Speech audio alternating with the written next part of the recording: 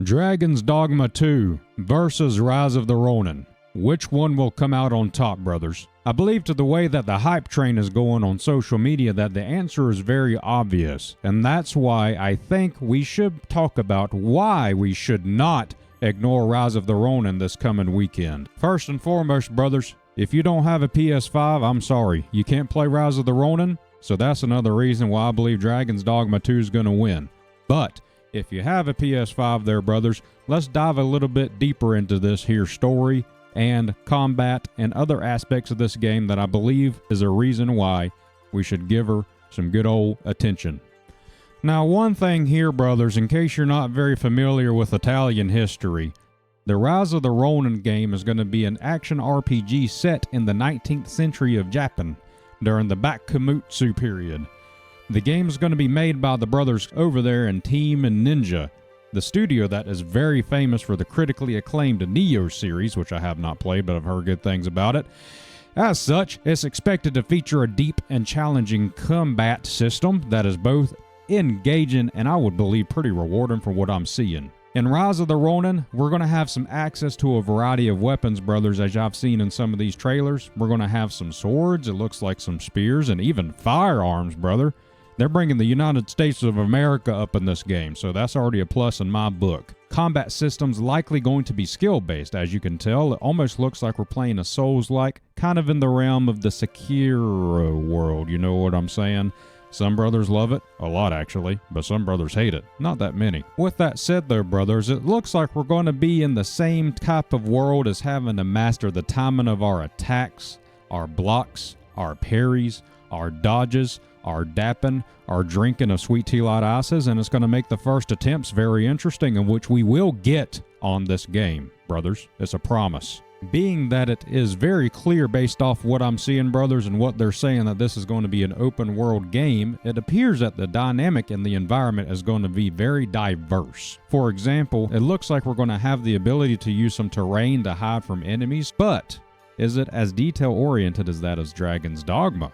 Because that appears to be pretty insane, if you ask me. But to kind of diddle and daddle a little more into Dragon's Dogma 2, as you brothers probably already know, it is going to be a action RPG as well. However, it's more so of a fantasy world. It's being developed by the brothers over at Capcom, and also they're popular for making the Monster Hunter series, which I've played just a little bit, brothers. I haven't played them all. With that, you can kind of expect the combat from what I have personally seen to be more so focusing on fighting them big old boys, which Swampy is a pretty big fan of doing, because I like first attempting them big old bosses. It's unclear to me, brothers, if it's going to have some fantasy aspects into the Rise of the Ronin, but maybe they're going really hard in on this historical story type gameplay that can add a different dynamic from what you could get from Dragon's Dogma or that of the Dark Souls series or Elden Ring, which could be a good little twist on things. You could also say that the players in the video game of that there Dragon's Dogma is going to also have a more dynamic system of weapons, bows, magic spells to their disposal to that of Rise of the Ronin. And of course you can go ahead and tack on to there, brothers, that you're already going to have different classes within Dragon's Dogma 2, such as, I don't know, the mage, the assassin, the warrior. You've seen it, brothers. I won't go into too much detail of that, but that also kind of changes the terrain a little bit there and could potentially add for more than one playthrough and make it more interesting instead of just doing the same thing over and over again with one class. Now, one thing that's pretty unique about the Dragon's Dogma game there, brothers, is that it will have a pawn system or co-op, brothers, in the game with you that you can essentially direct to your liking. They're going to be AI. I'm not certain if there's going to be co-op on release. I just did a quick Google of it, brothers, just to make sure, and no, Dragon's Dogma 2 does not have multiplayer co-op, so that's a thing to consider as well. This could be considered a one-up right here, brothers, because Rise of the Ronin is going to supposedly, according to Game Rant, have 4-player co-op in the game. If you ask me, that's pretty big right there, brothers, because we're going up against a game that you would expect to have co-op. Whenever I'm looking at the trailer for Dragon's Dogma 2, I'm expecting it to have some type of co-op in there because you're with a party of, 3 or 4 other people? Why not have co-op? Rise of the Ronin, I expected it to be a single-player game. But then it comes out here that apparently there's going to be up to potentially 4-player co-op in this game. What is going on, brothers? This doesn't make any sense! With that said, brothers, one thing's for certain that we can say about the combat in comparison to the two games, being that's kind of the point I kind of dove in on there, is that one, Rise of the Ronin, it appears it is going to have a very skill-based approach, more like a Souls-like approach, comparing that to Sekiro since they're kind of the same genre just about, except Sekiro is obviously a fantasy game. Whereas Dragon Dogma 2 is going to be focusing more so on large boss battles that may be difficult. The one thing though that is unclear, brothers, is how difficult the games are going to compare to each other. All we're taking it on right now is face value. The face value that I see, Rise of the Ronin is going to have a little bit more of that skill-based, where Dragon's Dogma is going to have more so of that strat-based, if that makes sense. I could be wrong, but that's just how Swampy feels about this. As far as it comes to kind of talking about the graphics of each game, obviously Dragon's Dogma 2 looks a lot better, but I don't like judging a book by its cover, brothers, because there's some great games out there that are just terrible graphics,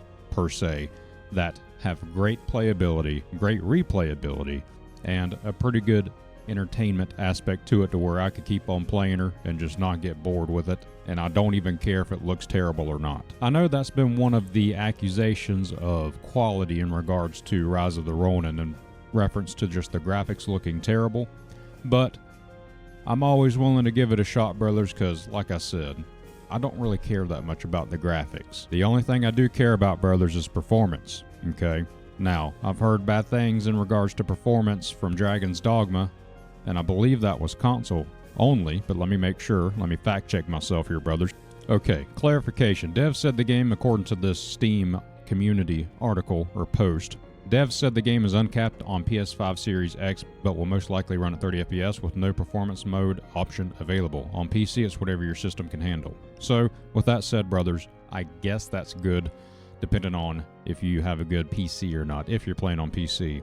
If you're playing on console, then you're just going to be stuck at 30 FPS for Dragon's Dogma. And according to some of these articles that I got on the front page here of the Google, it seems like some people are saying it suffers from having some unstable frames, where some fellers like this guy, GamerRanks.com, he was saying that some brother says it more so looks like 40 FPS. This seems like it's all speculative, but what I do know is that apparently, according to whatever this source is, GameFAQs and a brother from YouTube, the 60 FPS will be a thing on the PlayStation 5, and there will be a graphics mode, so that'll probably be where it goes down if you wanted it to look essentially prettier than just having a performance mode. But your brother will be on a performance mode because that's just how I prefer to play. So with that said, brothers, that's kind of my top level, not necessarily deep in-depth analysis of why we probably shouldn't ignore Rise of the Ronin, because to me it looks like it's going to be a pretty good time. It's going to add a little bit of that historical aspect, which may make it more interesting to play by having a little engaging story that you might be able to learn a couple of things from. With that said, I want to know what your thoughts are, brothers. If you have a differing opinion than mine, or even if it's the same, or even if it's different, or not the same, or is a little different but is kind of the same, just comment down below, brothers. Give this video a like. If you haven't already, please go ahead and subscribe to The Swamp.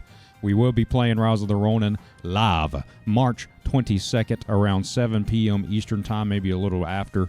But we will be playing it, and who knows, as I start playing her, my opinion might get worse of the game, or it might get better. Don't always judge a book by its cover, brothers. Let's see if we can have our opinions changed, or better, or remain the same.